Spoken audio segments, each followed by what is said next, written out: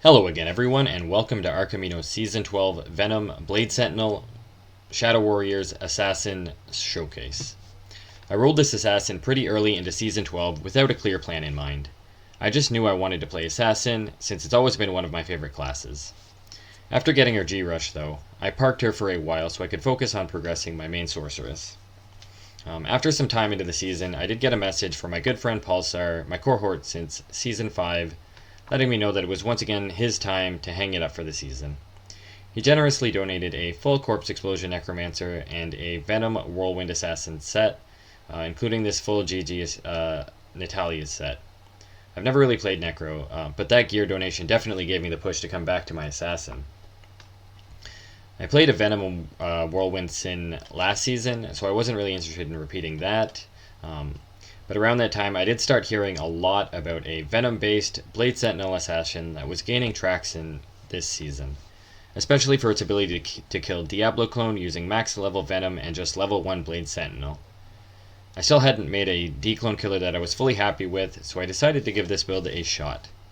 I attempted the fight with a build that had me only attacking with the assassin herself using Blade Sentinel, and with that setup I was able to clear some tier 1 D-clones, but I did fall short of tier 2 running out of juves and having to hit escape and save an exit right at the very end, just after the final Bailnova waves, unfortunately.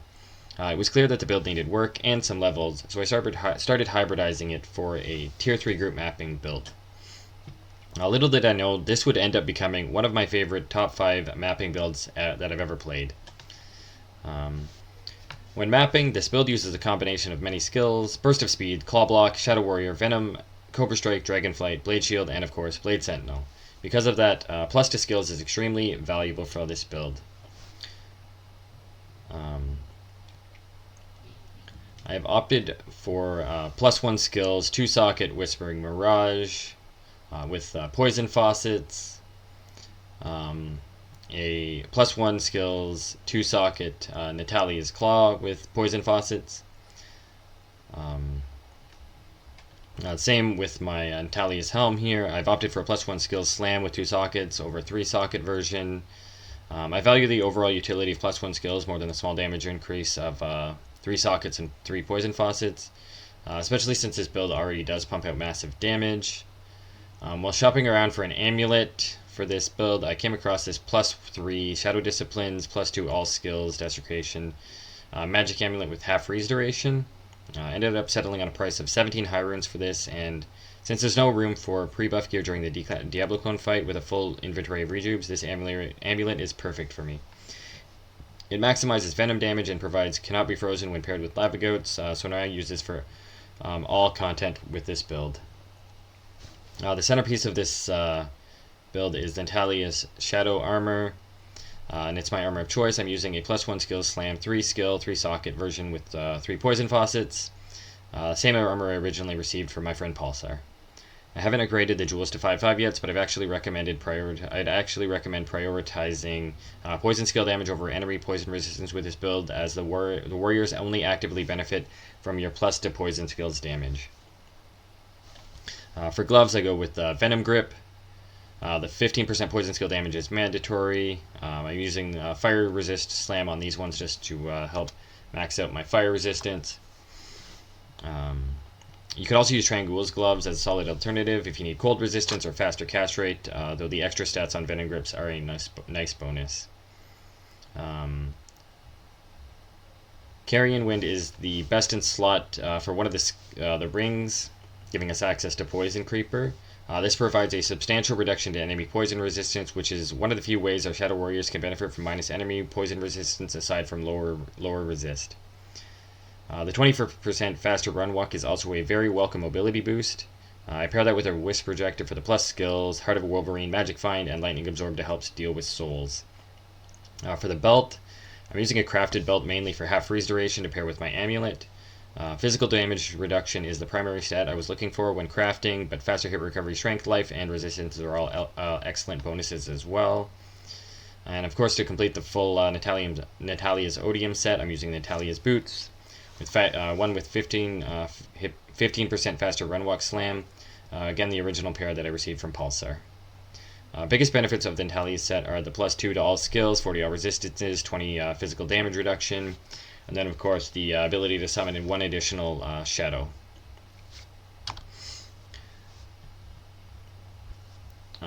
For charms, I am using 9 Shadow Discipline skillers with either life or faster hit recovery, since they benefit Shadow Warrior, Venom, Burst of Speed, and Claw Block. They're a lot more beneficial than martial arts would be, or traps. I also use a 3% poison skill, large charm, standard torch, +2 skills Annihilus, and then small all res charms with plus life or faster hit recovery. Skills I use for this build, I have maxed out Blade Shield to increase the attack rate frame to the maximum amount. This is for when I'm using Dragonflight through packs. It can apply Venom, so just to get that to happen as much as possible, I had the extra points, so I figured I might as well put them here. And then 1 point to Blade Fury as a prerequisite, and then Blade Sentinel so that we can use that skill on our build. We have 20 points into Venom, of course. We have maxed out Shadow Warrior. We've maxed out Cobra Strike as a Venom synergy, as well as our personal main attack when we're attacking in maps. I've put enough points into Dragonflight to hit level 24 with CTA. That's for the 1 second cooldown, and I put the rest of my points into Burst of Speed.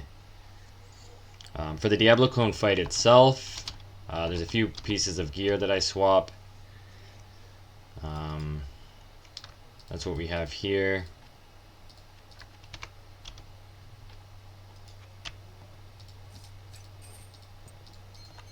So yeah, we just use lava goats. Oops. 2 dwarf stars, 2 max verdungos, and then the 3 max fire Natalia's soul, as well as 5 max fire on Natalia's shadow. So that gives us our 90 fire res, 40 PDR, 12% absorb, and then I would stick with the 48 faster hit recovery breakpoint, and then switch out a few of these for life, just because I don't really need the faster hit recovery as a ranged build against Diablo Clone. The way this build works now versus Diablo Clone, I do mostly cast Shadow Warrior and then Venom, Shadow Warrior and then Venom. There's a 2-second Warrior cooldown in fights out of town. So that's why I'm constantly going back and forth, and it all in all takes about 10 to 15 minutes to kill with the Shadow Warriors. But I find it a lot safer and more effective than the original build I was using.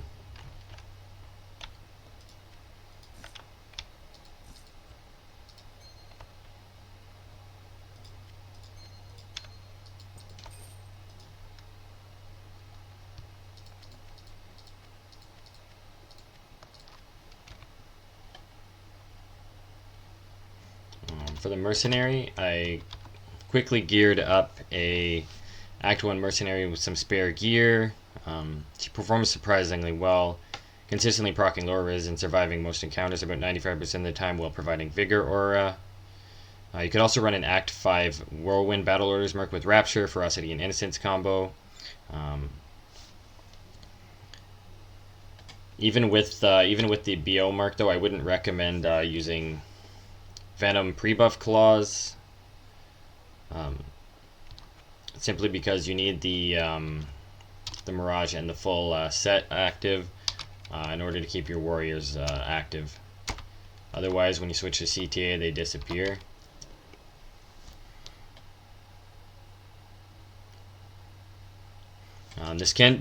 So when mapping, this build can be played one of 2 ways. You can attack with Cobra Strike as you go, or you can just teleport from pack to pack with Blade Shield up and let your warriors do all the work. Overall, this build is extremely versatile and survivable. When using Cobra Strike as your main damage source, you can comfortably run an empty belt and use the extra slots for full Juve storage. But I do recommend bringing some extra Juves along for T3 grouping maps, just to be safe.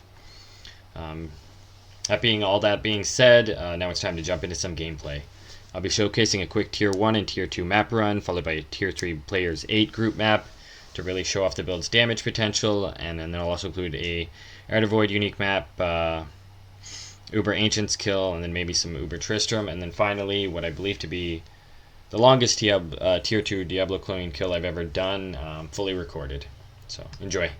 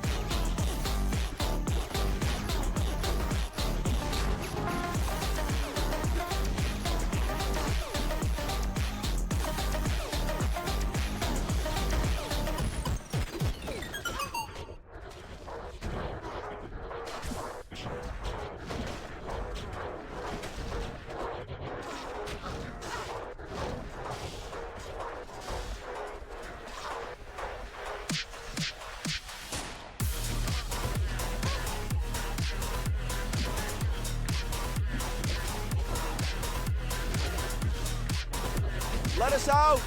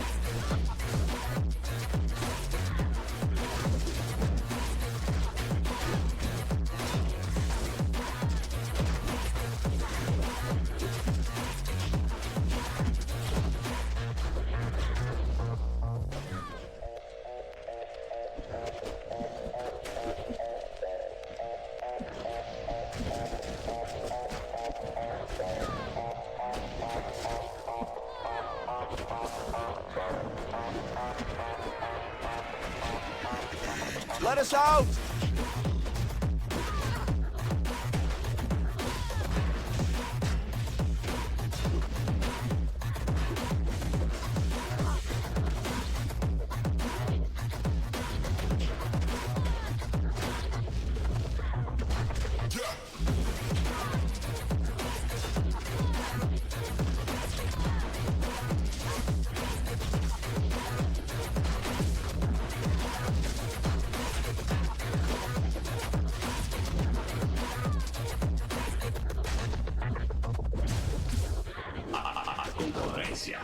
Para ouvir.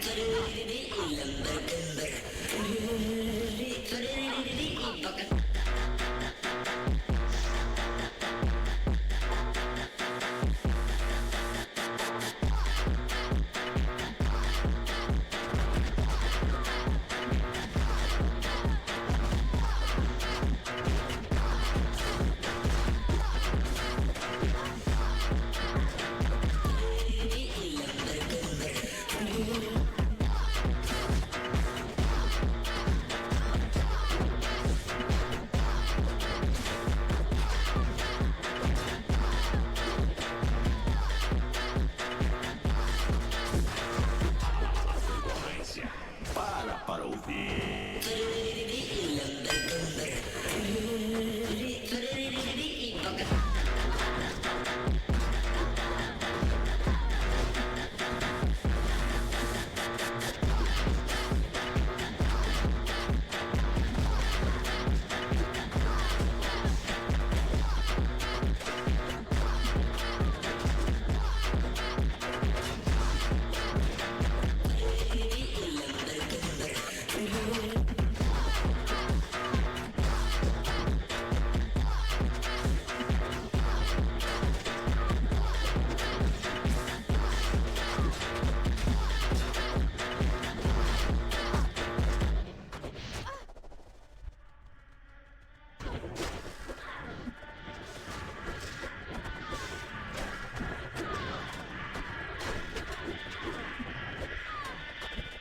Let us out!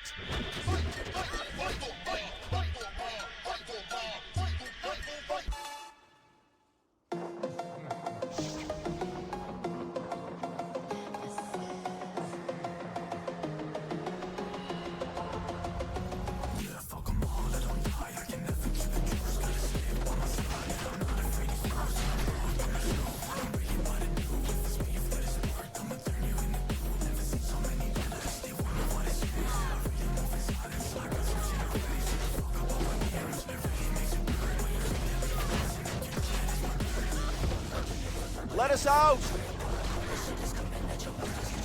Let us out! Let us out!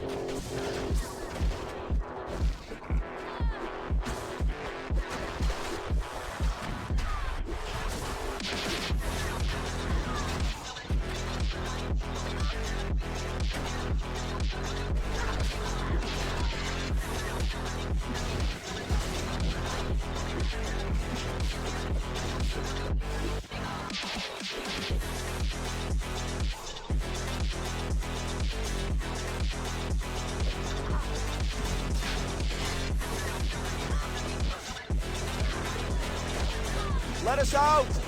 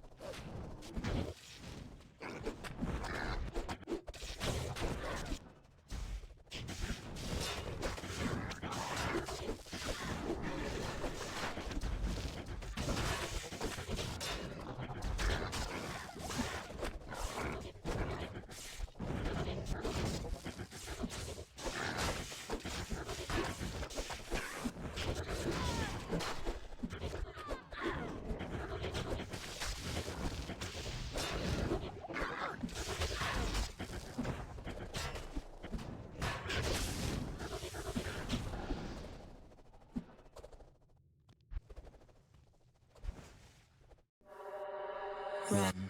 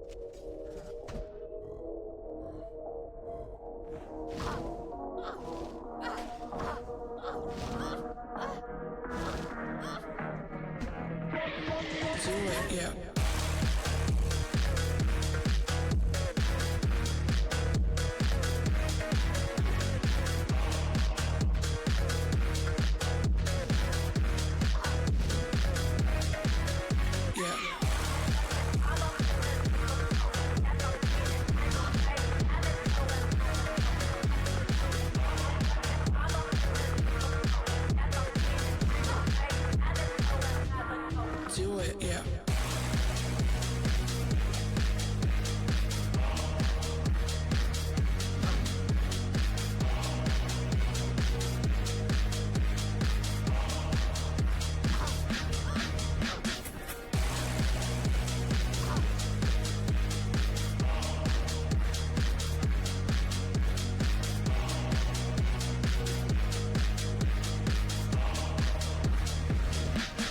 Do it, yeah.